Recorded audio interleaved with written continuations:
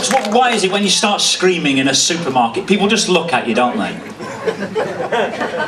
Yet scream on an aeroplane and everyone joins in. Hey?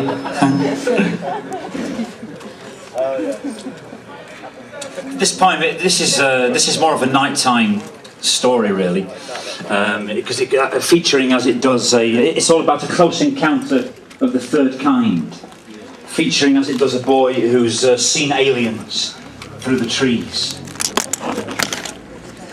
In the spoil heaps of an old lead mine, abandoned long ago, was a gathering of aliens for a freaky all-night show. Their painted ships and chariots arrived in clouds of dust for an intergalactic rendezvous and some time to readjust. And the crew looked, well, Neolithic, kind of spacey, far out, man, breathing fire and fantasy and danger in the land. However, all was seen by a boy in the trees who ran to the jug and glass, hammering down moonlit lanes to burst inside and gasp, "Dad! Dad! I've seen him, Dad! I've seen him with my eyes! Spaceships! Fire!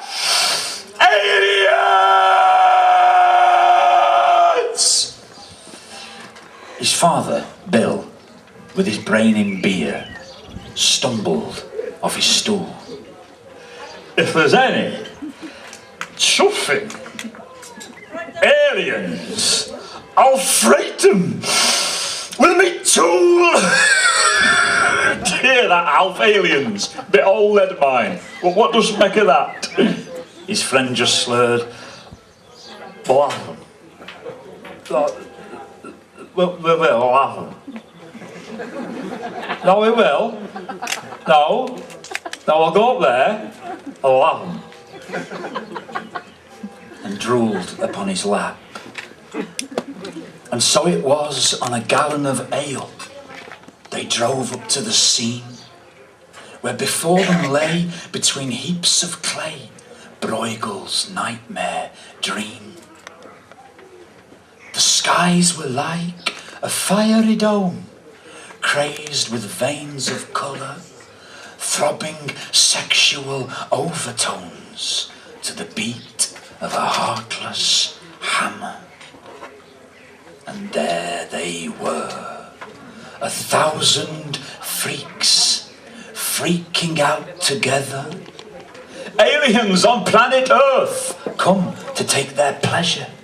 Medusa heads with tentacles silhouetted by the light writhed their bodies round the sound rumbling in the night. And Bill stood like one repulsed and said to his mate, amazed, "Aliens? They're chuffing hippies at a rave."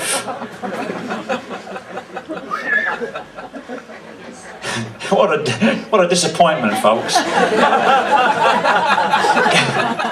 He hurled abuse, slobbered scorn, and even showed his tool. Well, hey! Till in the crowd there he saw someone that they knew. It was his daughter, Carol, freaking out to the helter-skelter rhythm, her spirit flying way above a life of small derision.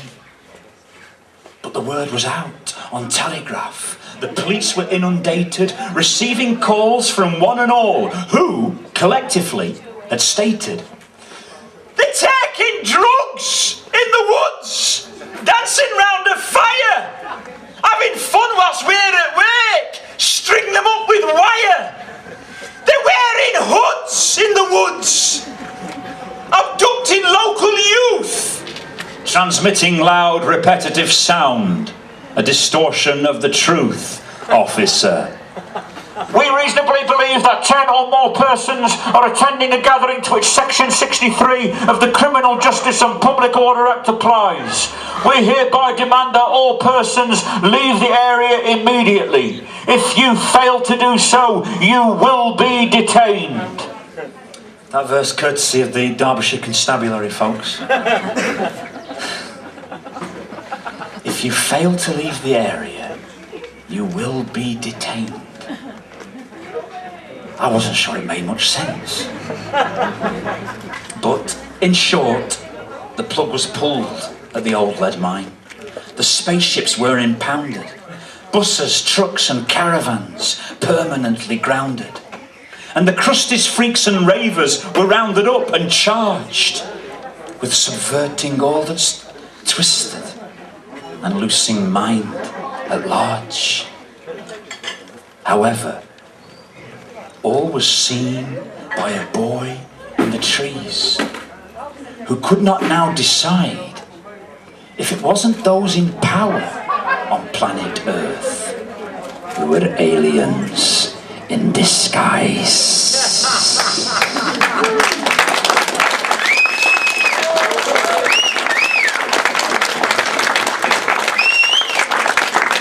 Hey up, you northern monkey! A northern monkey, sir, is that what you're calling me? Oh, hey up. You're a southern gorilla with your hairy chest out. Is that what you said? A northern monkey? A northern monkey. All right.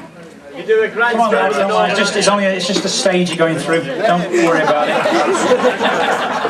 I had a drink somewhere. Not to worry.